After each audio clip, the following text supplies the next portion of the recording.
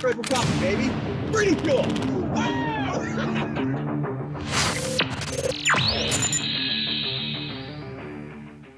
I am going to take one of those cases today. One of the cases of energy drinks? Yeah, take whatever one you want. I like the white one a lot. They were officially launched today. Like everywhere? Yeah. Okay. Yeah, today's the official launch day. Okay. Because everybody's been asking me, like, how do I get them? I'm like, Walmart. Yeah, they're at Walmart. They should be everywhere that the coffee drinks are sold. Yeah, okay, at cool. this point, but it takes a while. I mean, we're in how many thousands of stores across the country. It just takes a while to Yeah. stuff to And get on it's the shelves. like, you know, I thought it was going to be like one of those, you know, gimmicky things, but dude, it's really good. Like, I like them all. You but thought it was going to be one of the gimmicky things? Yeah, you know how everybody's like, oh, I'm going to have an energy drink. Ugh. And then I was like, okay, you know, this shit's going to be full of sugar. And then I actually tried it. I was like, And I'm not a big energy drink fan. Like, I won't drink them. I just don't like them. But those don't hit you like the other ones that you go really high and then you stay there and you just start feeling weird. That's what I don't like. But this one was like, it slowly creeped up and then it just kept you there. And then it was like a slow, like down. It wasn't here and then boom. Yeah, I think the caffeine formula on these is a little bit better because to my knowledge, no other brand has done green coffee caffeine.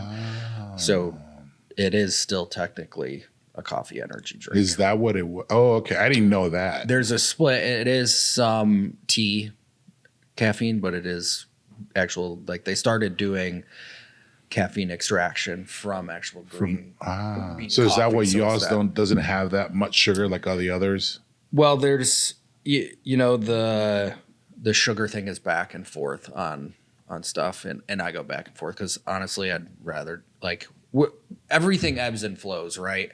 As far as like, what we get, what the new fad is and no sugar is drinking sucralose better than no sugar. And then you get into different types of things. Like obviously if you just like sugar turns into carbohydrates, which turns into fat if stored, right? Yeah. And then you go back and forth. And if you're burning a buckload of calories and you're an endurance athlete, sugar, like you're consuming sugar. Yeah. This isn't going to matter to you. Yeah. It's not going to matter to you. And we just don't have enough studies when it comes to sucralose and all this other stuff. Like I see some stuff because I've been down the rabbit hole on some of these alternative sugars. I figured you would of all people. But like you see some, like it's still up in the air about whether or not sucralose is going to be good for any long-term effects. But who really knows, right? Yeah. It's all one of these things we're going to find out a bunch of stuff in 50 years. But like when we're dying. Nobody's offering, when we're dying, nobody's offering up any volunteers to like, I'm going to be a part of a 30-year sucralose study that's going to be conducted by third party outside of the FDA. You know? Like my favorite one now is like Tupperware. It's been so bad. I'm like, are you fucking kidding me? Like I ate out of Tupperware every single day my whole life. Like, are you kidding me? My balls are for sure full of microplastics. Yeah. Oh yeah. There's no way that I don't. It's half and half. Yeah. And we go back. I go back and forth with like the wife on the vaccine stuff. You know, we've got a little one, and so we're like, oh my god, what vaccines do we like? What ones are absolutely necessary? And which ones are? Yeah. Like, can we trust any of them now? You know. And that's a scary thing. It is a scary thing, and it's a hard thing to delve into because when we were kids, like how many, especially being in the military, how many vaccines were you pumped up with? I don't fucking remember. You got in a line and they were like tuck and they check some shit out and here you go. And then the one in the ass, that's the one I always remember because that hurts so bad. That's the penicillin one. Yes. Yeah. Holy crap, dude. The peanut butter shot. Bro, oh my God. That was the worst one. I would always get one of the male corpsmen to come over and just pound you the night before? Yeah. No, after. Oh, after. Yeah, after. You just get the corpsman to get some poundage in there and loosen it up because you got to spread out. Oh, see, no one told me that. That's what corpsmen are best for, dude. I was watching. I watched that Warfare movie the other night. I haven't seen it. Is it good? It is good. It is one of those ones like it's too Hollywood. No? I don't think it's too Hollywood at all. I think he did a very good job with it. I think if anything, you're not left with like positive vibes. No. It's like it's a true. I think it's a true war film in the sense that, like All Quiet on the Western Front, Okay. you're not left with, oh my God, I want to go to war to take part in heroism. You're like, fuck war. Yeah. Fuck the byproduct of it. And it's one of those, but it's real quick spoiler where if you haven't, I'm not like giving away any too much plot details here, but there's a scene where they're trying to inject morphine and the guy that's sticking it sticks himself by accident, right? Because the morphine pens they're red on one end and black on the other, right? So it's like like typically red bad, right? Mm-hmm. But in the heat of the moment, it happens. You stick yourself, and I was like, it's so funny because that movie ties back to, so that takes place in 2006 in Ramadi. I joined 7 months after that. So like culturally there were a ton of things and I was like, that's we did that. And specifically like the intro. Yeah. And I'm sure you remember that because you joined in 2007 too. No, right? You got hit in 2007. I got hit in 2007. I joined 2004. Yeah. Yeah. You joined in 2004. But the Eric Pride's Call on Me music video. Oh God. We saw that prime like when it first hit in Iraq, and I was like, "Can I borrow your laptop?" Dude, I remember that, like exactly how the opening scene is before the guys go on mission. They're watching Eric Pride's Call on Me, and it was just, I was like, from that moment, I was like, "Oh fuck!" Like this is one of those things. Like I can immediately relate to it as a sense of. Culturally, like I did that same thing. Like I stood around a fucking laptop with the boys and we fucking got our vibe on before, you're either killing time or you're about to go do something. Or you're watching Two Girls, One Cup for the first time in Iraq when somebody sent it around.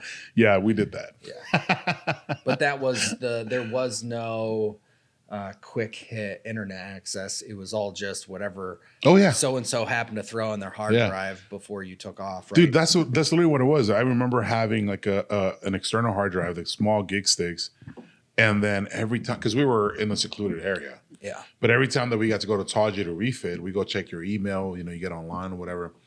And I just remember always bringing that thing, and I used to get emails from buddies like, "Hey, this is the new song," or "This is the new trending video," la la la la la, and they send it to us. And that's kind of when YouTube was kind of like, taking off. And I remember getting the Two Girls, One Cup video, and I didn't even see it there. I just downloaded everything, put it on there, and I was like, when I get back to our cop, I'm gonna look at it at night or whatever. And dude, I'm laying there and I'm watching this, and my buddy's like, Two Girls, One Cup, and I'm like, what the fuck is this? And I opened it and I was like eating something. I about threw up. I'm like, but in that moment I was like, I got to show this to somebody else. And then it just got shared everywhere. It was it was crazy. Yeah, one of those things. Everyone saw it, much to their dismay. But the morphine thing. And that was another one of those like that. My corpsman did that to himself. Oh shit. It was actually my first patrol. And he went to go stick Sebastian, the arm amputee that lives in San Antonio. Yeah. You know him. He's shot with us before. So when he lost his arm, my corpsman was working on him. And he's in a fuckload of pain. And my corpsman does not help the situation by... and like he was so in the moment. I don't think that he realized what he did at first. Because it wasn't until a couple minutes later that he's like, did you which is the same conversation that happened in the movie, which is like, I'm still in so much pain. Give me more fucking morphine.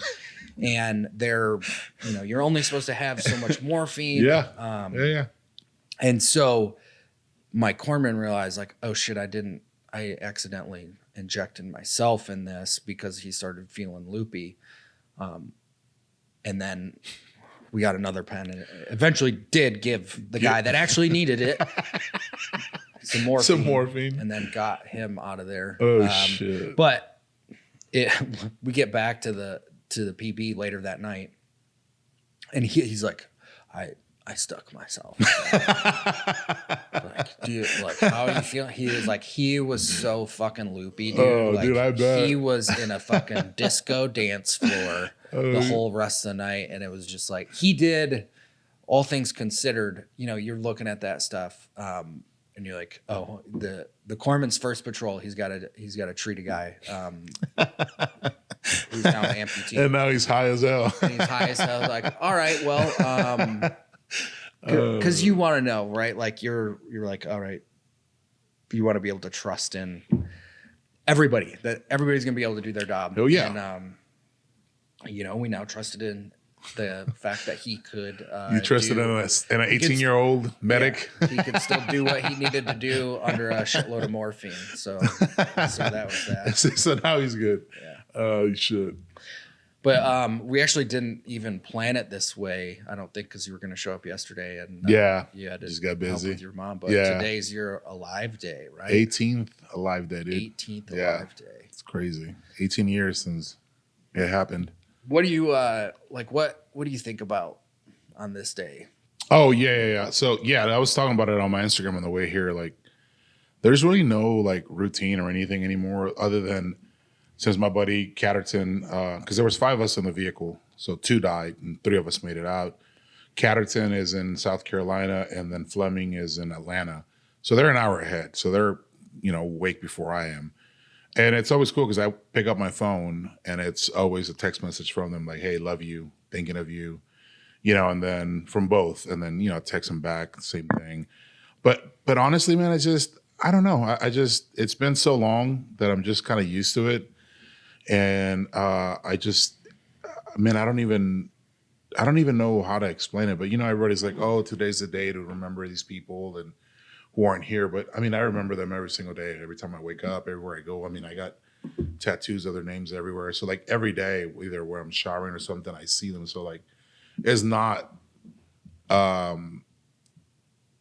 of the normal anymore. Like, it's just the day that happened, but I carry them with me every day. So it's just, to me, it's just another day. But it just marks the 18th year. Yeah.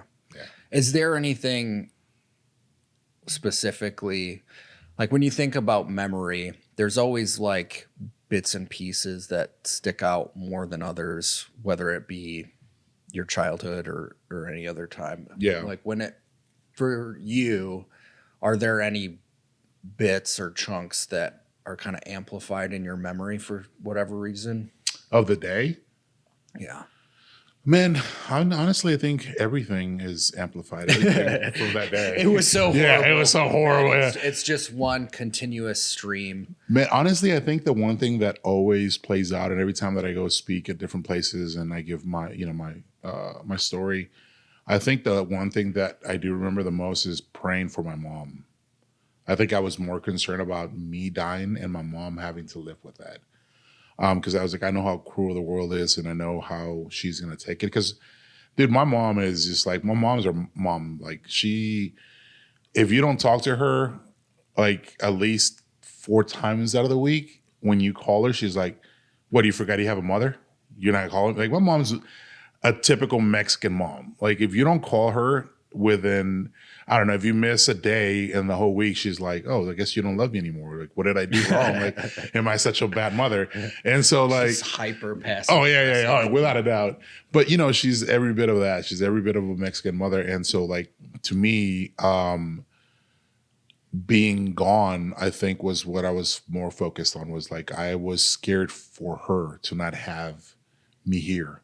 And that was, I'm going to be a ghost, and I'm going to have to watch her be so miserable, and she's just going to curse me in Spanish. I'm just going to like that's going to be my eternity. I'm going to have to haunt her at night, like, Mom. Yeah, but I think that was the one thing that sticks out to me the most, was just concerned about that. Yeah. And what was that like when you finally saw her again? You know, it was good. Yeah, I was so high on drugs that I honestly didn't really process till like a few years later. Of like, wow, I really was thinking of her, and like, you know, and then having her around because she was, you know, the one that took care of me after the injuries, right? Because once you get released from the hospital, it was like my mom was my caregiver, you know, everything. Like she used to change all my my bandages from my wounds, everything, all that. So like, I didn't really realize it till then. Till like I started coming out of that fog of all the medication that I was under. I was like, holy shit, like, damn, I really did think of that. And you know, now she's here, and like, I don't know, man. I think her, my dad, brother, and sister being there when I got initially hurt the whole time, I think honestly that's kind of what like shaped me up to be who I am today, where there's like the motivation, the pushing forward. Because like coming from a Mexican family, like, and my dad being a service member, like when I got hurt, and I remember there was times where I would cry because I couldn't walk because I had this cut on my foot, and I'm trying to walk, and my dad would reach over and be like, "Hey, man the fuck up." Be like, "Yes, sir."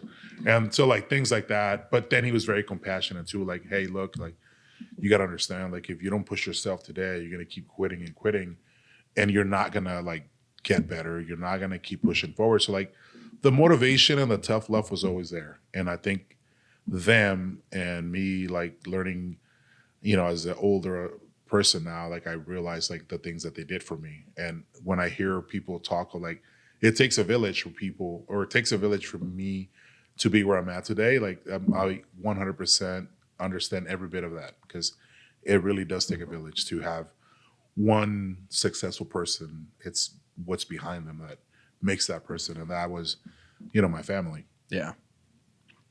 I was thinking about your book as you were sitting in my kitchen talking to my wife, and I didn't get all the way through because I know most of the second half after all the conversations that we've had over the years. But the beginning I didn't know so much. And speaking of your family, like you guys have had a pretty interesting course of history to get to become United States citizens and everything. So what was that like, your childhood immediately thrust into this, you know, we got to, your family's fucking making massive changes right from the very beginning of your life. Yeah. I mean, you know, so my father served during the Gulf War era. He was a tanker. And I was already born. I was like maybe like 5 or 6. And his unit got called up. And he's like, well, shit, I got to go. And so he shows up. They're you know, getting all the Abrams and shit on the track, getting ready to go. And the day that they're supposed to ship out, they're like, hey, about that, the war's over. So he's like, fuck, he gets to go. But at the time, like we were still my siblings and I and my mother were in Mexico because that's where we were born. And you know, then my dad got out or whatever, started working, but he was tired of having to send money back and forward. So he finally said, fuck that. Like, I want you guys over here. Why didn't he have, just because that's where your guys' support system was? Yeah. So my mom, my parents, my mom's parents were all there, and where was siblings. It at in Mexico? Dude, it's deep south, bro. It's like past Veracruz, it's Tabasco, Villahermosa, Tabasco, which is almost to the tip. It's like 5 hours away from Cancun, like way down there. And so like being down there, and then my dad having to work, because my dad he was raised his whole life in Chicago and like Aurora, Illinois. And so, but then some of our uncles were working the fields in California. So he used to go work the fields where it was like pistachios and all that shit. Like he worked the fields in California. So he was just tired of like having to drive back and forward. And we had family in Brownsville, which is like a, you know, border town. And he was like, we're for sure not living in Chicago. Like, I don't want you guys around that because, you know, the violence and, you know, all the craziness and the gangs and all that shit. He's like, I don't want my kids up there. I want nothing to do with that. So where was he at when he was in Chicago? I'm fairly familiar. Aurora. Yeah. So like just the suburbs of Chicago. So that's where, I'm pretty sure that's also where Wayne's World takes place. So if my dad knew those guys, my dad grew up with those guys. What, like Yeah, like what's his name? Garth, whatever that guy. Yeah. My dad used to play. My dad was a musician as well. My dad used to play the Dana drums Carey? with those guys. And No shit. And he met Mike Myers and those guys early on. And so like when all that movie and all that stuff was filmed, my dad was there, like around all that shit. He was No like, kidding. yeah, dude, it's crazy. He tells me that. I was like, that's random shit. Like he's like, yeah, I know that. I used to eat there. We ate there. He's like, la la la la. We gotta go back and watch that movie. Oh, now. dude, I'm gonna watch it, and I'm gonna like. I should do it with my dad, and so my dad can tell me. Yeah, because but- that was like, I mean, it's such a great Midwest film because your thrust hockey is such a big part of your culture in the Midwest, specifically Illinois, Michigan, Ohio. Oh yeah, hockey's a lifestyle and a culture in and of itself. Yep. And the game on, game off. Yeah. the hockey jerseys. So like that was for me growing up. There were 3 movies that were on repeat pretty much in conjunction, and it was Wayne's World, Mighty Ducks, and Teenage Mutant Ninja Turtles. Like those were the 3 movies that built my childhood. Oh God. And that was also my mom loved Wayne's World, so it was like the family movie. No kidding. And the Queen song, the Bohemian Oh, Rhapsody, yeah. and that, like, I still like that lives rent free in my phone. Oh, yeah. I just constantly like go back. So have you seen the movie, the Queen movie? Yeah. I have that on my iPad, and every time I fly somewhere, I either play that, I either play Step Brothers or what's the other one? Lawless with Tom Hardy and Shia LaBeouf. Yeah. So those 3 movies are the only movies on my iPad that I watch every time I fly. Yeah. And I can't tell you how many times I've seen, the Queen movie is probably in the hundreds, maybe 200s. So your dad was just a guitar player, or No, he was a drummer. Drummer? And he played the congas as well. And so like, do that, yeah. It I think it hurt my dad a little bit that we came from a musician background because my uncle played the bass. Like all my uncles were in some way or another involved in music. And then my siblings and I were like athletes, and none of us really picked up a guitar. So like I was in Iraq. One of my buddies started playing a guitar, and I was like, let me see that thing. And then I started playing, and I started singing a little bit, and I used to send it to my dad. And he's like, did you get a guitar? I was like, no. That dude shipped me a guitar. Like went to the store, bought one, and sent me one so that I could keep playing, because he was just like, do it. Yeah. Okay, real quick sidebar here. One, just be careful tapping on the table. People yell at me, and I give a bunch of comments if they, because this is the only podcast table I have, and it's just loud. But did you see the? I have a question because I'm an ignorant white boy. Did you see recently there was like a big fight at a Mexican nightclub because the band was playing. What is the type of music where they talk about the cartel, the drug runner culture? Corridos tumbados. Yeah. Did you see this like giant arena brawl that broke out? So like what's the deal with that? So the president of Mexico, whatever her name is, said that in the specific region of Mexico where all the cartels and everything's at, these musicians that come cannot play that type of music because it incites violence or whatever. But it's a part of culture. That's what the Mexican people listen to. Like it tells the story, whether you like it or not. Imagine if Trump was like, "Hey Kendrick, you can't play not like us." Yeah, that's essentially what she did. And so which is interesting because I thought like the narrative that I remember was that she was put in place by the cartel. She is 100%. So why would she go and say that? Because, or is it specifically to one? Yes, okay. To that one area, and you have different cartels within that region. So what happens is that some of these artists like certain cartels, and others, when they start singing, it creates violence within the cartels.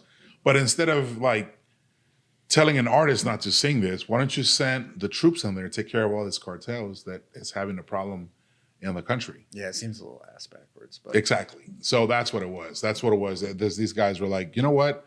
And it was one, I think it was Natael Cano or something's his name. He said, fuck you, I'm going to sing the song. And he sang the song, and that's where he created that whole thing. Which she should know better. Like anytime you tell a human, whether they're 2 years old or 50 years old not to do something, they're going to go do that. Yeah, exactly. there's going to be an artist that's going to say, fuck you, we're going to do this. Yeah. And there was. But yeah, I mean, yeah, it's all ass backwards over there. And she was placed in by the cartels. I mean, 34 people that ran against her were murdered in Mexico. Are you fucking kidding me? Like, you're telling me that you weren't put in place? Dude, that's a serious body count. It is. Or when fucking Trump calls and says, hey, let us help you with the cartel thing. Let us come in. She goes, no, we're a sovereignty. Blah, blah, blah, blah. Like, really? You don't want help with the one thing that the Mexican people are scared of, that they constantly fear, because you took the guns away. So now that they can no longer defend themselves, and you're worried about not having the U.S. troops come in and help you clean this shit out? Yeah. Okay. Do you think that that's going to spill over on this side of the border more? I mean, it's been spilling over forever. I mean, I grew up in Brownsville. We saw it. Like, the difference between when I grew up around it, it was like there was no social media. There was none of that shit. You knew who the guys were because you were in the club with them, and you can see them in a corner where they bought out the whole place and they were buying all the bottles, but they kept to themselves, right? It was very like, don't fuck with us. We won't fuck with all y'all. And now it's like there's social media. So these guys are putting out videos, or like it grows their population. People want to be like them. And you got young kids in Mexico who make, fuck, I don't know, $2 a week. And they see these guys making millions a week. You don't think that they want to be part of that when there's no jobs, there's nothing, there's a lot of poverty in Mexico. It's just because, a lot of these people, you go to Cancun, you go to Cabo, you go to these places where there's tourism and you see how well it's thriving. That's all you see. But if you go to other places in that country, like, dude, there's poverty. There's still people living in the mountains like they did back in the day. No electricity, burning freaking wood to survive, hunting, all that stuff. There's regions like that because there's no growth. It hasn't reached them. And it has been spilling over. Now that you have social media, everybody wants to be online with a gun, or we took out these service members, or look, we recorded this firefight against the Mexican Marines or whatever. And they post it to get, that instant, like, fame or whatever it's it is free that they're propaganda. looking. It really is. For your cause, right? And yeah, so that's why, but it's been spilling over. I mean, dude, my dad sees it in Brownsville. We still have a house down there. We go down there quite often and you still see it. Yeah, I was more asking in the sense of Trump's recent what he's done more recently since being in office, because I think we're sitting at we're almost 120 days now. I think so, yeah. His administration, something like that. And Mike Glover's been posting a bunch of stuff on it as far as like some of the ammunition that's been confiscated from some of the guys. And I always ask, is this the way that it's always been, or is this something that is amplifying as of recent? It's amplifying because of reason. Like, but it's always been that way. I mean, look at all the guns that Obama sent over there. Oh yeah, what was that? Operation Fast and the Furious. Fast and Furious, right? Yeah, old. I think Hillary was the one that like really fucking behind that shit. But I mean, even during the Clinton administration, there was a lot of guns and ammo sent to them as well. Yeah, so, like, I need to do a whole deep dive and video. Bro, if you ever want Fast to let and me know, Furious. I will fucking I can go down that rabbit hole with you. Yeah. Well, I mean, or you could just do it right now. I've talked about it. I can't expertly speak on it by any means, but I don't think a lot of people know about it. Yeah, no, it was essentially what Obama said is we're gonna send these guns down there and see who grabs them, and then we're gonna arrest these people.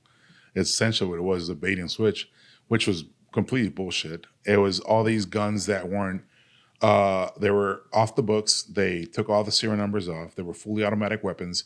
And they just ended up happening to end up with this cartel administration. And then all their guys had it, and they had no way to tracing it back, no way of knowing who had it. And then you have a Border Patrol agent that gets killed with one of those guns when they were smuggling drugs this way. And it was in Arizona, I think.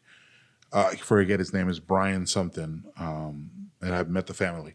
But yeah, it was essentially like they were like, here you go, cartel, go fight off that other cartel that's giving us problems, because that other cartel was coming up with information saying how the U.S. government was involved with a lot of things. And so they didn't want all that coming out. So they were like, here you go. Yeah. Take care of that. Yeah. And I mean, in a nutshell, that's literally what it was. And now there's, you know, a shit ton of AR-15s running around in Mexico. That's why you see these cartel members carrying ARs and 50 cows and like a lot of U.S. weapons, is because we supplied it to them so that they can take out the opposing team. Yeah. I wonder why they called that Fast and Furious. I don't know if it was because the movie was big around that time, so I don't know. Yeah. Could have been that. So dumb. That dude, it's so stupid. But yeah, I mean, we can sit here and be naive to the fact that like the drug cartel, it's a million dollar industry, and a lot of that money gets poured over into the U.S. as well. Like there's politicians and all these people that are getting money out of that as well. So it's no good for them to have the cartel be gone. Yeah. I think it's super naive to think that we're always the fucking good guys on some of this stuff. No. Obviously, when you look at Operation Fast and Furious. Yeah. And I remember leaving Afghanistan, and it was April. And dude, I remember, because one of our fobs, Fob Nole, was like up on this hill. And I remember looking out into the valley, and it was poppy field. Yeah. As far as you could. I mean, it was beautiful. Yeah. But it was this like super sour moment in my memory where I'm like, what the fuck are we doing here? Yeah. And then you start looking into it from the perspective of, well, if there was a hearts and minds thing, we're going to pay them to grow other types of crops for a while, right? Yeah. And then till you leave, but also then that makes them enemies of the Taliban and puts them in the middle of it. So all these people who are actually just trying to thrive as farmers are getting thrown and killed and manipulated, and their kids are getting just stuck in the center of this massive warfare. You're not stopping the wheel. The wheel is already in rotation. And no differently than the war on drugs that started in the 80s. All of this stuff just Ms. Reagan. Yeah, it just transforms into something new, and now it's fentanyl, which is like we're getting worse. Things aren't getting any better. They're getting way worse. Yeah, without a doubt.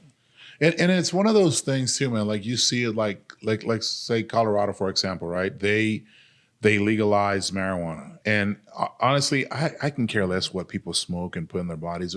I don't give a shit. Like if you want to smoke, but it gradually got worse there. Now there's bums everywhere. There's more drug addicts than anywhere else. Like it's just gone to shit that they're criminalizing a lot of different things. And it looks horrible. There's overdoses every single day. Like we were talking about our buddy of ours earlier from Colorado that I hunt with. He's a firefighter. And the fucking stories I hear every day. Or when I'm on the phone with him, like, hey, bro, like just catching up. Because I talk to him probably 3 or 4 times a week. We're just constantly coming up with plans about hunting, what we got going on, families and stuff. And there's been a bunch of times like, hey, I got to go. We got to overdose. Fuck. I'm like, all right. And so he goes and, they do what they got to do. Yeah. But it's just, he said, and he's another one of those. He's like, I don't care if you smoke weed. I don't care. But since they got legalized and all those places opened up, all the dispensaries, they've seen crime, drug overdoses, and everything just boom. So when you hear people say, well, we should just, take it away and make sure that it's all legal and la, it's just like, well, yeah, it'll be okay. Certain places are going to make a shit ton of money, and you're naive and stupid enough to believe that the cartel's not going to have a hand in owning all these places. They're going to do it the legal way, but they're still going to have their hands in it.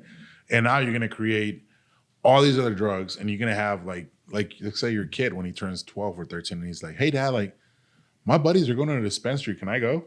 Like we're going to go grab, heroin and something else. And you're like, oh, fuck. Like now you got to have that conversation with your kid and show them all those things. And it's just like, it's so weird to try to like, okay that. Like, I feel like if we do that, it's going to get worse. And again, I'm not against a drug that may work for people to help them with whatever it is that they're having. Because I smoked weed when I first got hurt, because I hurt everywhere. Like everything hurt. And I used to smoke every other day, and then I felt okay. But then I get off of it. But there's people that don't do that. They get addicted and they're looking for the next thing and the next thing and the next thing. And then that might be the case for everybody. I'm sure there's a lot of viewers that are watching right now that are like, they can function okay with it. But there's people that can't. Like, we're all very different. Yeah. So where does it start and where does it end? Yeah, I don't think anybody actually has the answer to that. Yeah. And what you're saying as far as like, what do you tell your kid? I was actually talking about this with my wife last night. We were watching a show and some kid does mushrooms and has a horrible experience. And I'm like, oh shit, we're going to have to be dealing with that. That moment's going to be here before you know it. And then the book I'm reading right now is Think Like a Freak. And it's all about, it's kind of a human studies, human behavioral book about different types of ways to provide influence and impact across our culture. And basically these authors who are doing the different types of studies. But there was an anti-drug campaign that was with one of the big ad agencies. I believe it was out of New York. They spent $1 billion on an anti-drug campaign. Did nothing. It didn't just do nothing. It actually, they tracked that the drug problem got worse after this. After putting $1 billion into it. So it's a really interesting problem for our society because no one knows what to do. Yeah. But anyway, so getting back to your dad. Mm-hmm. So when did he? And he went to Chicago right away. When he was in his youth. Or? Yeah. I mean, he grew up there. Yeah. His whole life, he was pretty much there until he, was an adult. Yeah. Yeah. And when did he join the army? Like the era, like the what was it, like the 80s and 90s? Yeah. Like mid 80s or something like that, I guess. I mean, I was born in 85 and I think he was already in, or no, yes. Yeah, he was already in. He was like getting ready or whatever to be done with. And then Gulf War kicked off or whatever. Yeah. And then, it was that. So he never really got to go, he was like, fuck. Yeah. I was like, I get it. You train for that. And then they're like, no, it's over. And so then after that, he got out and then, started working in California in the fields and just side jobs, and then was a musician and all that stuff. That's how I met my mom. And then, he just got tired of having to travel all the way down there and having us away from him, like 6-7 months out of the year, he wouldn't see us. And he was just like, I need you guys here. So he picked Brownsville to be the place because, we had family in Brownsville, and he was like, this is a small place. It's a great town. There's a lot of Hispanics here. Like, it's very like, I guess the life and everyday slow down so much from what he was used to in Chicago that he's like, I like this. I mean, the gangs were still there. I guess the cartels and all that were right across for the border. But again, it wasn't in your face like it is now, right? Like the crime and everything wasn't as bad as it was in Chicago. So like this gave us, a different, it gave us options of growing up. You can be an athlete, you can do this, and that's kind of the route that we were pushed towards, was playing sports, staying active, being outside. And so that I had a great childhood growing up, like very innocent, playing sports, growing up with my buddies, going to the pool, going to the rec, like all that stuff. We grew around it and it was awesome. But I can't imagine growing up in Chicago and like being 12 and being in a fucking gang and being in a corner with a fucking full auto Glock in my pocket or shit like that. Like, I don't know where I would have been if I would have grown up there, because I do have cousins that grew up there. And one of our cousins was in a gang and was very deep in a gang. And he was going to come live with us in Brownsville. He was going to get away from that. And the gang members caught wind of it and they were like circling his house. And he was on the phone with his girlfriend and he's just, offed himself because he's like, I'd rather do it than them do it. And so it cost that. So like, I don't know where we had been if it wasn't, for our dad moving down there, because it's just a very rough area to grow up in. And there's no way of escaping it. It's around you every day. So. And when you decided to join the Army, was your dad for that? So I was a sophomore in high school when 9/11 happened. And right then and there, I knew I wanted to do it. And I talked to my dad about it. Because again, like around the house, we used to see, pictures of him in uniform and the basic training pictures and all that. Yeah. And I always admire that. I was like, man, that's awesome. Like seeing my dad in uniform and just, it just caught my eye. And I was like, I like that. And so when 9/11 happened, I had a conversation with my father. I was like, hey, like, I think I want to do this. And my dad was very supportive. He's like, I think you should do it if you want to do it, you know? He goes, but you're also really good at sports. So like maybe weigh both options and see where it takes you. And so that was that. And from there up to my senior year, I had a couple like scholarships offered. I was a really good athlete. Like I was known around the state and everything. But in the back of my mind, it was still that. Like I knew I wanted to join. And we actually became U.S. citizens 2 weeks before 9/11 happened. So it was that.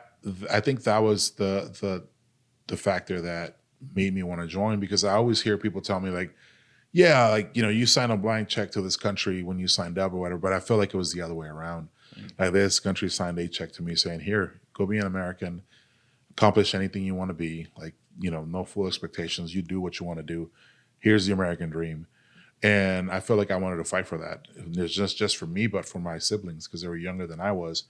And I didn't want, you know, those fuckers coming here and taking that away from them. So that's ultimately why I ended up joining. And my dad was very supportive. My mom, on the other hand, you know, being a mom, she was worried and whatnot. She's like, you need to go to college, go play football, make your dreams come true. And I was like, I want to go this way. And so I did. My dad was very supportive. He was like, I understand. He's like, it's going to give you structure. It's going to give you a second family. Like everything that he said happened. And so, yeah, he was cool with it. He didn't really care. He's like, all right, do it. And your mom didn't She was slap you around a little bit? Yeah, she wasn't happy. She wasn't happy, but I think like my mom knowing me, like I've always been the type of like if I want to do something, I'm gonna do it. There's like no stopping me. There's no like telling me that I'm not gonna do it. Like I'll find a way. And I've always been that way. And I guess ever since I was since I was a little kid, I've always been that way. Same thing with playing sports. Like I started playing football at a young age. I probably was like in 6th grade. And when I started playing football in the 7th grade, I made the B team. And to me, I was like, this is not good enough. I was like, fuck that. I'm going to make the A team. And the following year, I made the A team and became a starter. And then, you know, like as a freshman, they were like, oh, you're going to play freshman football. I was like, fuck that. I showed up to camp, fucking just left it on the field, and it ended up making varsity as a freshman and played, you know, varsity all 4 years. So like, I've always been that type. Like I just, like when I set my mind to something, I'm like, fuck it, here we go. And it might take a while, but I'm going to get it done. Yeah. And so she knew that like once I had made up my mind of going, she wasn't going to change it. And she kind of became comfortable with it, I guess. And she's here now, right? She's in San Antonio area? Yeah. She's living with us. So. Oh, she's living with you? Yeah. Oh, shit, man. Yeah, she was like, hey, like I want to come live with you guys for a little bit. I was like, okay. So, yeah, dude, it's awesome. Like, you know, like I'll come home or whatever from doing stuff throughout the day. And how good are you eating right now? Oh, fuck, bro. I was like, I'm like in this weird place because I'm like hitting the gym really hard. So I'm losing weight. And then I come home and I'm like, okay. Yeah. and it's funny because it's just like your typical Mexican mom. She'll be like, mijo, you're like gaining a little bit of weight. You should like do this. I'm like, all right, mom. And then you show up and she's like, here's this plate of like fucking Mexican food, eat it. And I'm like, I'm not hungry. She's like, eat it. She's like, okay, mom. Just, you know, I can't win, but it's great having her, dude. Like, especially since Kristen and I are like looking into having kids now. Like we're literally going to start here soon. And she wants to be around for that. She's like, I want to help with the grandkids. Like I want to, you know, because they've been waiting for me to have kids. So yeah. You know, as soon as we get that going, she just wants to be part of it and help as much as she can and be around and all that good stuff. So it's good, man. That's good. I love having my mom around. So yeah, dude, between a Cuban wife and a Mexican mom. Oh, God. I'm a little jealous. I eat good. They eat all the time. No, I eat good. Dude, what's your favorite dish? Like Mexican or Cuban? Well, each. Oh, God. So Cuban, I love when Kristen makes ropa vieja, which is it's like a skirt steak. Yeah.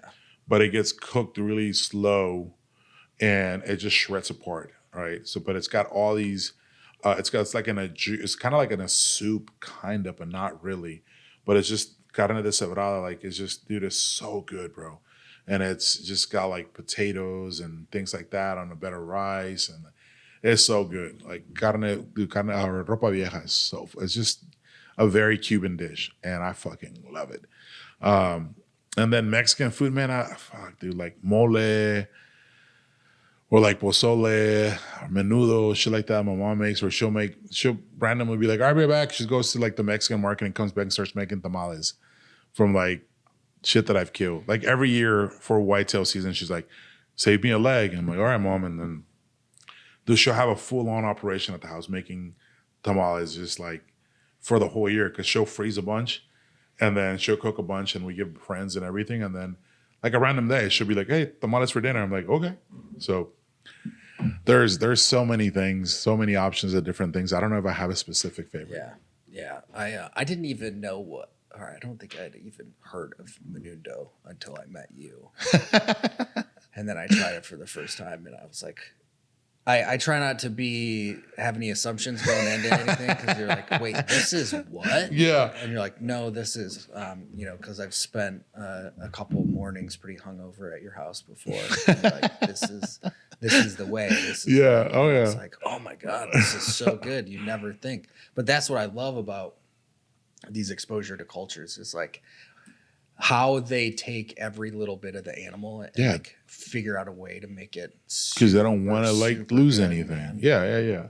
That's another thing, man. Like, which is what it's intestine. Yeah, it's the lining, the intestine lining of the cow, and they chop it up real small, and then they cook it for like 12 hours, and all these spices and hominy and it's just a bunch of different spices, and then they just pour it in a bowl. Here you go. Put some lime and some jalapenos and onions in it, some cilantro, and you're good, bro. Oh, dude, that sounds good. And then with a freshly made tortilla right there, like you just roll it. Yeah, bro. It's I honestly I don't remember the first time I ate that. I might have been like 2 or 3 years old. So like I've been around it my whole life, and I always, when I meet people, they're like, "I was like, you want some menudo?" They're like, "What is that?" And you tell them what it is. They're like, "Ugh," and I'm like, "You've never had menudo before?" They're like, "No." I'm like, "Who are you?" Yeah. It's just so weird to me, But yeah, it's, dude. Oh my God, I love menudo, especially for a hangover. Mm-hmm. It's the best cure. Well, dude, you've obviously, because of your injuries and everything, you've had you've had to go through different treatments and different things. And one of the things I wanted to talk to you about, like, what do you like treatment wise, both when it comes to the physical stuff, the mental stuff, the emotional stuff? What have you gone through? Like, what knowledge can you share for other veterans as far as treatment goes, to help them in an assortment of ways? We were talking when we were at the VASH shoot. You had just done a Stella ganglion block. Yep. And so I'm curious where that kind of sits within the other protocols and treatments that you've done across time that other guys may not know about necessarily. Yeah. Man, it's been it hasn't just been one thing, right? It's a multiple things. Like, for example, like at the beginning, I used the outdoors to help me with all my mental stuff, because like when you're on a hike, there's really nothing else going on but getting up there and your thoughts. So I used to take that very serious and go on a hike and kind of be like, talk to myself, like, am I a good person? Am I a good, what do I need to do? Do I need to change this? Do I get angry really easy? Like things like that. Am I lashing out? So like all those things, being in the outdoors helped. But then I noticed, I was like, well, wait, I need actual help. So I did, go see a shrink. I talked to a shrink for a while, which, it kind of sucks that our group of people think that going to talk to somebody is weakness, and like being vulnerable is weakness. But I tell this all the time, man, like asking for help, it's actually a sign of strength. Like you're admitting to yourself that you need help, and you're letting other people in. So like if you're struggling with something and you want to talk to somebody, go see a shrink. There's nothing wrong with it. Just get that help, because mental health is very important as well. But then I did stem cells after that, and I think we did an episode for Black Rifle for the channel on YouTube when I first came back. And stem cells was amazing. It was something that I was looking forward to, because I was told, hey, this little bag here of stem cells is going to help this, right? And I had just gotten used to living in pain, like when I go to the doctor, like, are you in pain right now? I'm like, I'm in pain every day. Like, what are you talking about? Like, I'm burnt 75% of my body. I have an amputation below the knee. I got HO here. I got, dislocated shoulder, this, that. Like, I've had 106 surgeries. Like, 106. yeah, I'm fucked up. I'm fucked up. I should not be here today, but here I am, and I got all these issues. And you're telling me that this little bag's gonna help me? Get the fuck out of here. And so I went and did it, and went down to Medellin, Colombia with BioAccelerator, and it was like we went there, bro, and they gave me 150 million the first day. I think I left with 250 million the whole week I was there. But the first initial IV that I took, when Chris and I were walking from the clinic back to our hotel, my prosthetic was falling off. The inflammation in my body was down. My bones didn't hurt, nothing. I feel like an out of body experience. Like, I feel like, what the fuck is going on? Like, I feel like I was about to go down, but it was me feeling normal. So I was like, what the fuck? Like, this is, and so they told me, like, it may take a little bit for it to kick in. Some people see it right away. Other people's, it takes a week or whatever. I felt it right away. And then, after we were all said and done, came home, and I woke up one day, dude, and I was just like sitting on the edge of the bed, and Kristen was like, "Are you okay?" And like, I was literally crying. And she's like, "Are you okay?" And I was like, "Is this what it feels to not be in pain?" And she goes, "What?" I was like, "I don't feel anything." And so she like hugged me, and she was like crying with me. And I was just like, what the fuck? Like, for the first time, I was like, I don't feel pain. Like, I feel normal. Like, I was like, what the fuck? Like, I was waiting for my leg to grow back, because of the stem cells. It doesn't work that way. But it was weird, dude. Like, I felt no pain. And I was like, holy shit. And I've been going back ever since to get it done. You don't need to go back. They tell you, like, you can come once and be okay. But I like going back. I like feeling okay. And I go every other year. And I can tell that I need to go. Yeah. And so I'm going again this August. But then, you start seeing other little things. And it's like I was telling you, like the hunting thing. Like, I went on a hunt, and I was, we were chasing, I can't even remember what it was. I think it was either elk or something.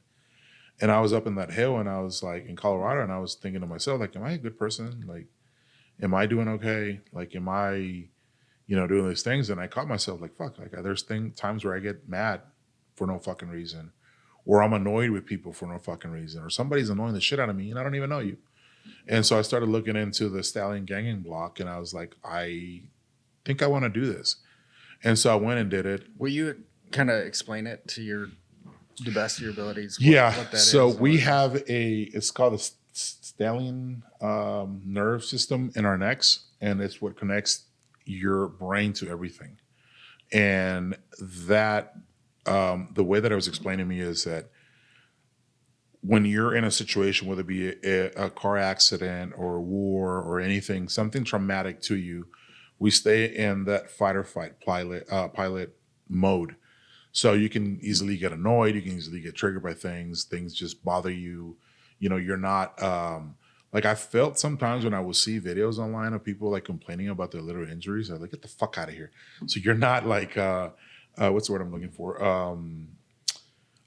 You don't have that mentality of people when they're going through something that you're like, fuck off, dude. Like, I don't care. Your problems aren't that big or whatever.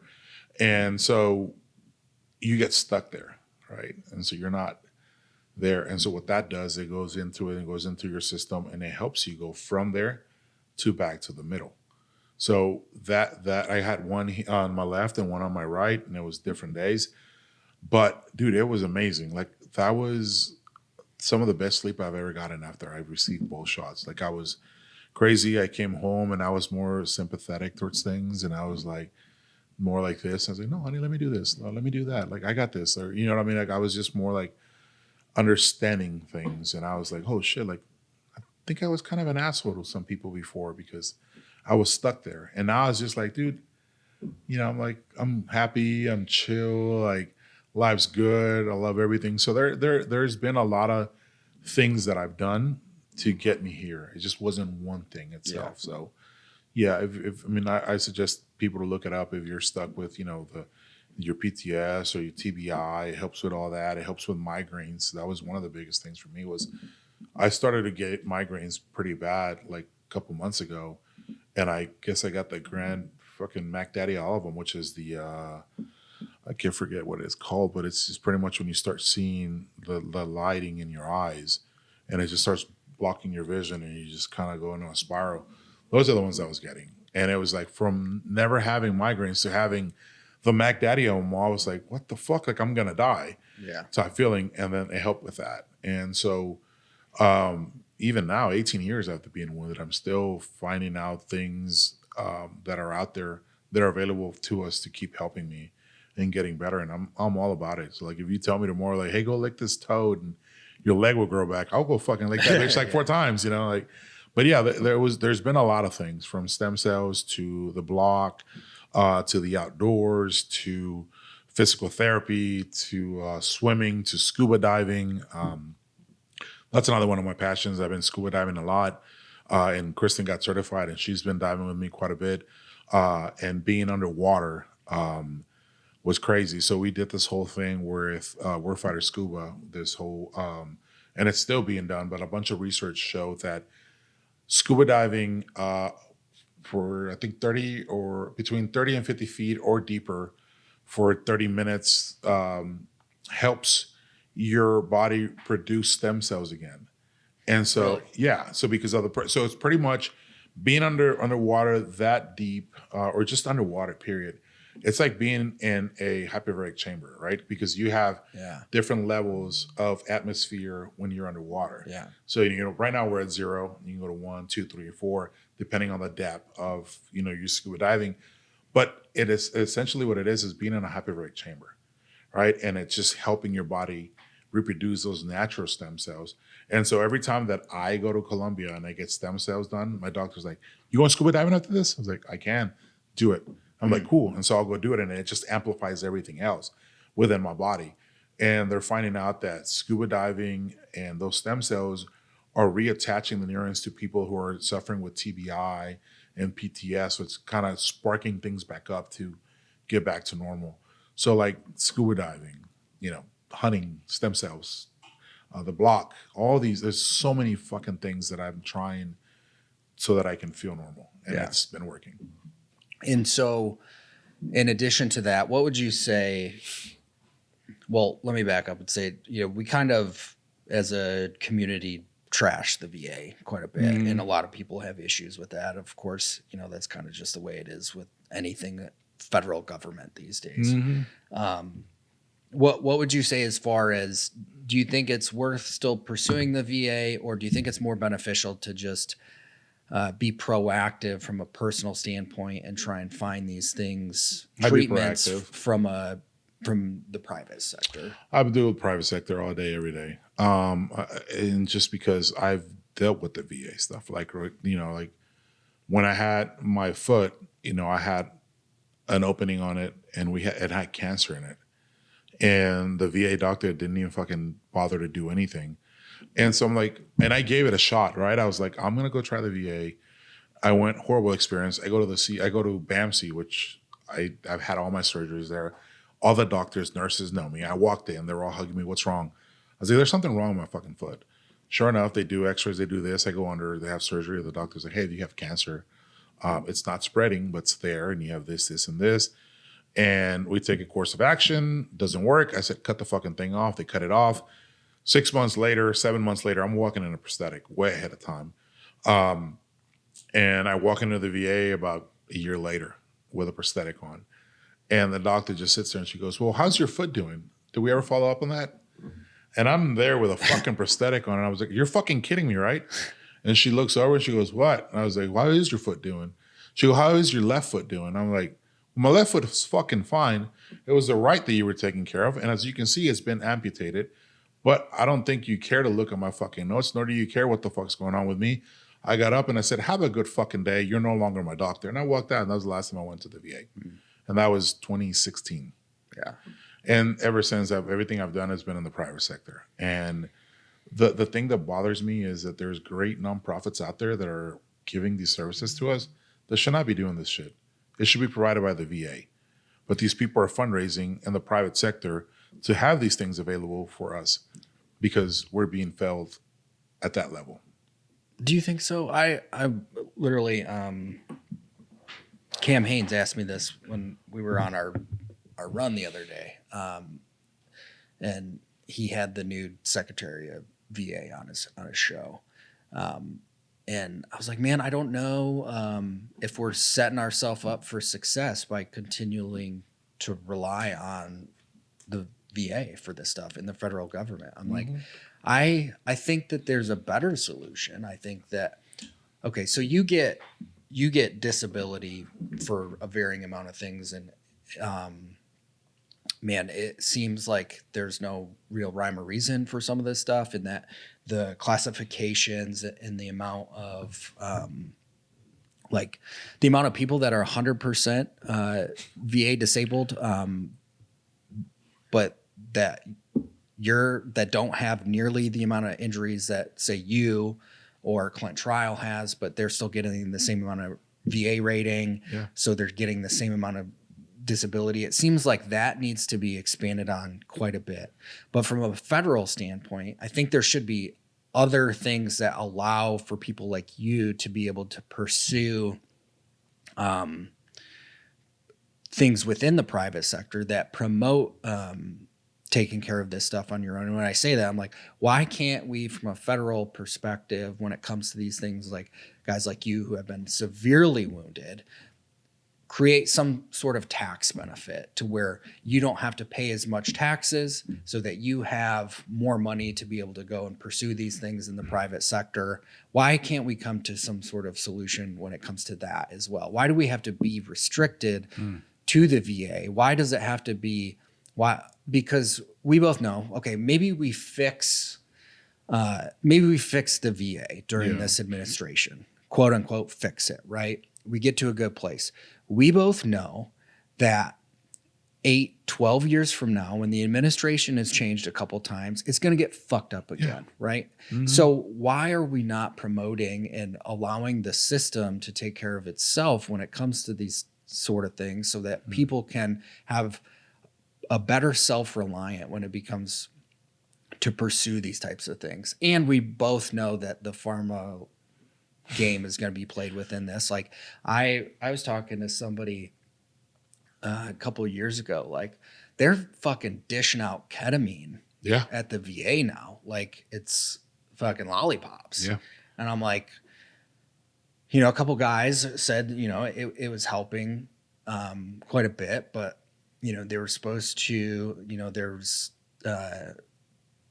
mushrooms, psilocybin went through a study period and a testing period that was having some promising results, and then that got pushed to the side, and that's no longer because it was working. Because it was working, but also because there's no way for big pharma to be able to profit based on that, 100%. Based on the current system. It's the same thing with stem cells. Like the guys from BioAccelerator have presented this to multiple U.S. senators, everybody, and they're like, why can the FDA clear this? Look how well this is working. There was a guy that was paralyzed from the neck down when I first started going there 6 years ago. And the year before when I went to see him, he walked in with a cane. Like with a walker on his own. So it's fucking working. It's bringing him back to where he needs to be. And you're telling me that that's not, are you fucking kidding me? Like, but big pharma can't put their fucking hands in it. And they're going to fucking lose a ton of people. Why? Because if you get stem cells done and it helps you and you're cured, you fucking move on with your life.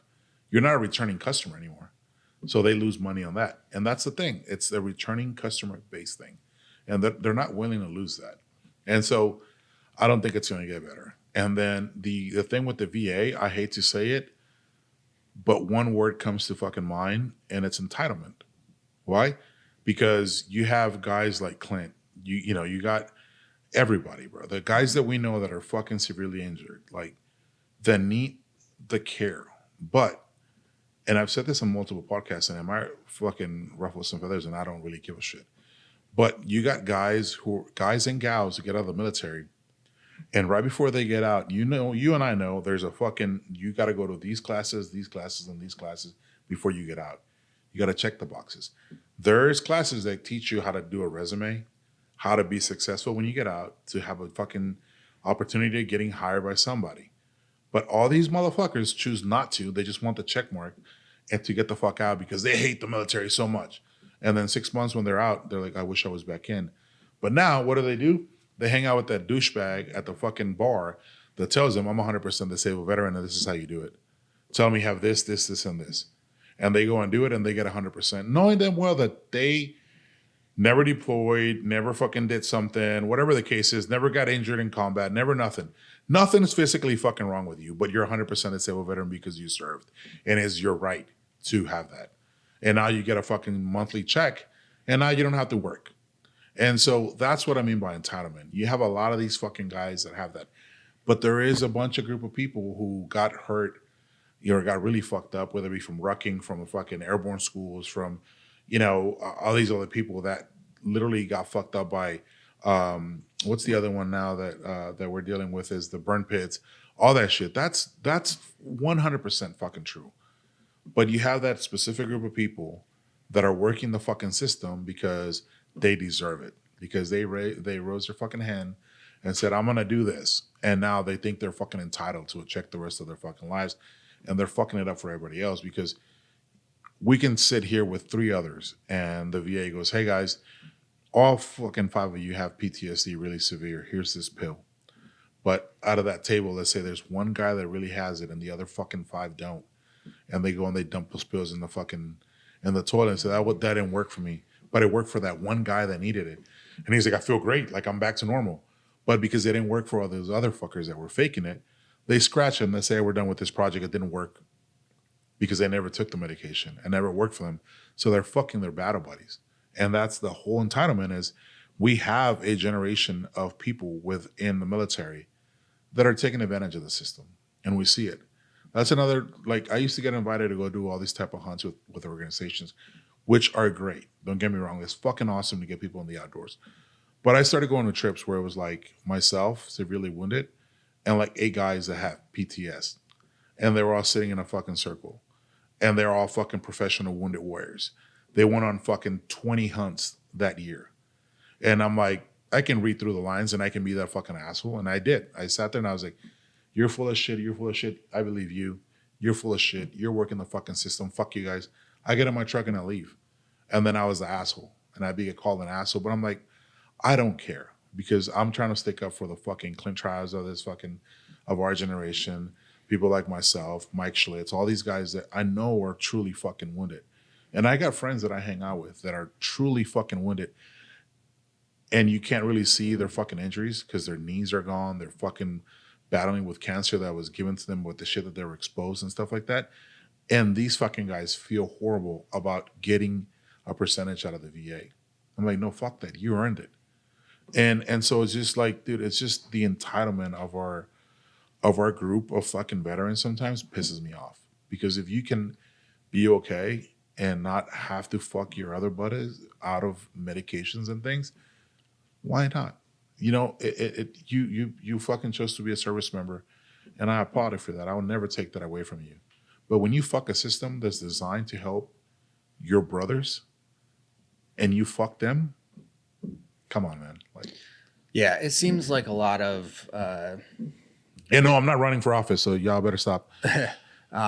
It seems like a lot of Band-Aids on bullet holes with a lot of this stuff. And then it is like, I understand the complexity of it when it comes to things like you're talking about, because it's like, well, this certain types of people are potentially taking advantage of the system. What does the system do about how does the system root through these type of things when someone comes to you and says, I need help, which is what you're saying here is like, saying that you need help is one of the big first steps.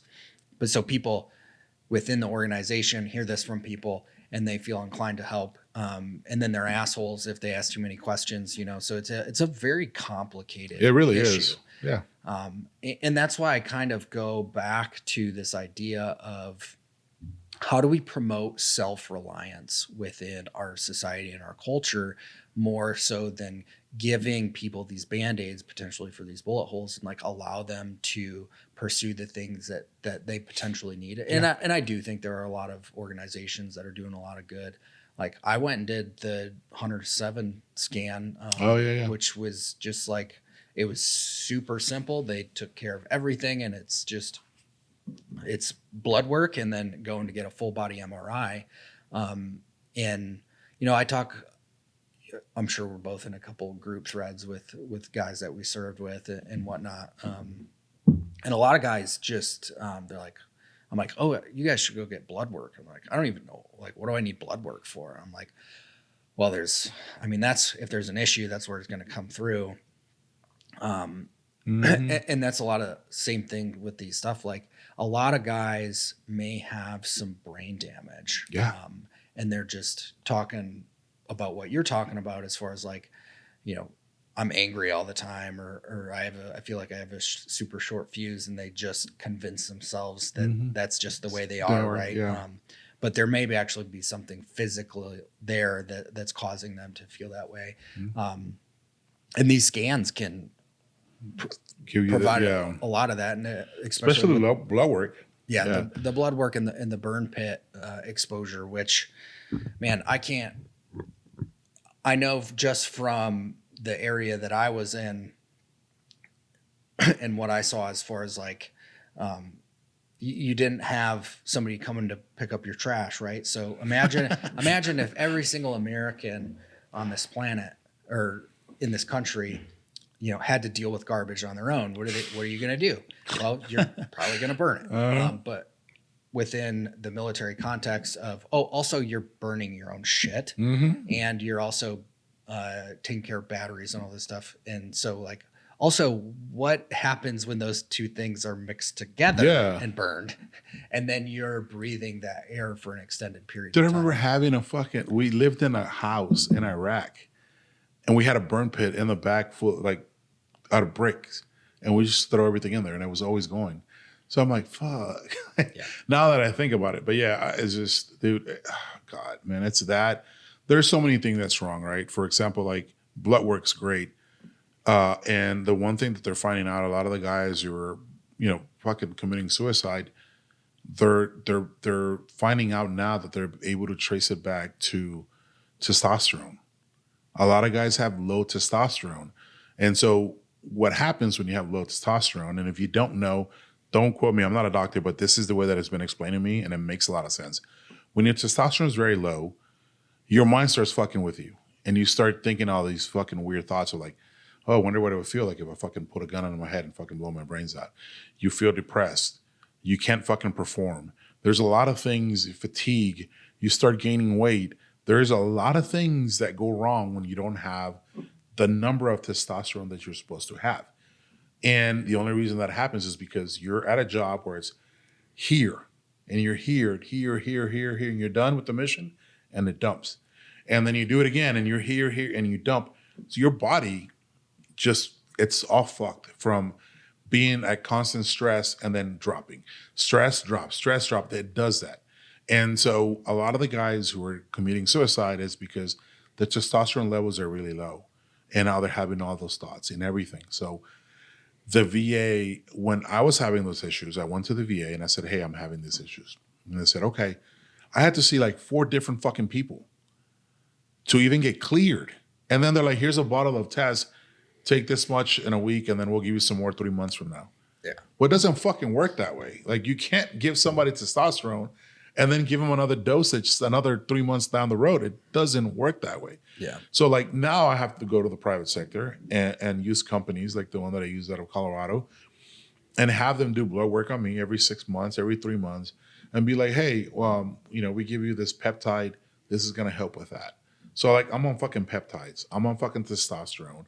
You know, I take all these things that help me feel better as well. So like those things should be available to us and people that are having issues. And you know, if you're going through that and you feel like, you know, you're not feeling normal, I suggest go get blood work done and check your testosterone and see where you're at, because it could be the leading factor of why you're feeling that way. And so it's you know what I mean? Like there's a lot of things that I feel that should be available to us and that should be funded by the VA for us to get us to where we need to be. And that's it, man. I don't care if you come and pat me on the back and say, thank you for your service or shake. I don't give a shit. All I want is good health care. And I feel like a lot of other people are in the same boat. I just want to feel somewhat normal again. Please help me get there, and that's it. Yeah. I need to do a show, like get an actual doctor here and do Shit, one. let me know when. I can bring 4 right now. Because the testosterone is a really big thing, and it fluctuates a lot. Mm-hmm. Like you can, because there used to be testing that you could do within various sports, right? That whether or not you're eligible for testosterone replacement therapy. And you can literally eat a super shitty diet, drink a bunch, and then go and get your testosterone, and it'll be super low. Mm-hmm. And you can qualify for TRT in some of these organizations. I don't think it's that way anymore because we figured some of this stuff out. But when you just need to take that first step for becoming aware of this, and this is why I go back to harping on self-reliance, is understanding how you feel when things are low versus how you feel for when things are high. Yeah. And there is a ton of ways that you can naturally increase your testosterone. Oh yeah. Like diet and exercise is more like, if you have a good diet and exercise, it will increase your testosterone levels. And so I think putting together, I'll put this on the to-do list as far as generating kind of that simple, keep it simple, stupid chart for like what all that means. Cause now it's something I've had blood work done so many times now. And I have, just that knowledge of, I felt like this when I went and did this, that, I can tell if I'm, if I have low T or my cortisol levels are too high and I just need to like increase my sleep or whatever. I have a pretty good understanding of where I'm at now. I think I saw one study, don't quote me on this, but some guy just did ice baths for 30 days and then he worked out right after that, and I think he had like a 300% increase in his testosterone. Yeah. So there's a whole bunch of different ways to do this. And, within this too, like why I have never pursued the TRT is because I don't want it to mess with my sperm count and the potential for having kids. So you go down that route, it can have some lasting effects, but there is ways to naturally do this to where, you don't need to it's more lifestyle than it is needing medication necessarily. Mm-hmm. Yeah, there is. Yeah. It's interesting, man, because I think we got to just promote this self-resiliency and this self-reliance stuff. I mean, I think it's very important, right? I think we need to stop the fucking, we're so hard fucking, like power through and just get fucking help, man. I've gotten to the point where I'm like, I'm just fucking tired of every time that my phone rings at midnight, it's a fucking friend that killed himself for whatever the fucking weird reason is. It's like, fuck, we need to stop, man. Come on, just go get fucking help. Like, I'd rather, if you need help, I'll fucking pay for it. I'll figure something. I'll put on a credit card. I don't give a fuck. But like, it just gets to the point where it's just like, dude, it's okay to ask for help. Like, man the fuck up and ask for help. Like, stop believing that, getting help is fucking weakness and that it's going to make you less of a person. I'm going to think less of you. If you want, I'll tell you here. I've fucking done it. I've gone to therapy. I've gone every fucking thing you can think of to be where I'm at today. And if that makes me a pussy, well, then call me a pussy. I don't give a fuck. But I feel great and I'm here today. So. You heard it here first, folks. Call Crispy a pussy. Not in front of my wife. Well, dude, thanks for coming and laying it down. And hopefully this helps some people. I'm looking at, if you want the full story, Under My Skin, the book by Omar Crispy Avila. Thank you. It's available everywhere books are sold, probably. I don't know. Is that true? Is it are you on Amazon? We are on Amazon. Yeah. So if you just wanted to get it to your house, you don't want to go to a bookstore, then just order it on Amazon. Yeah. I guess I should probably promote the company at some point too. I always forget to do that. What company? What the Crispy company?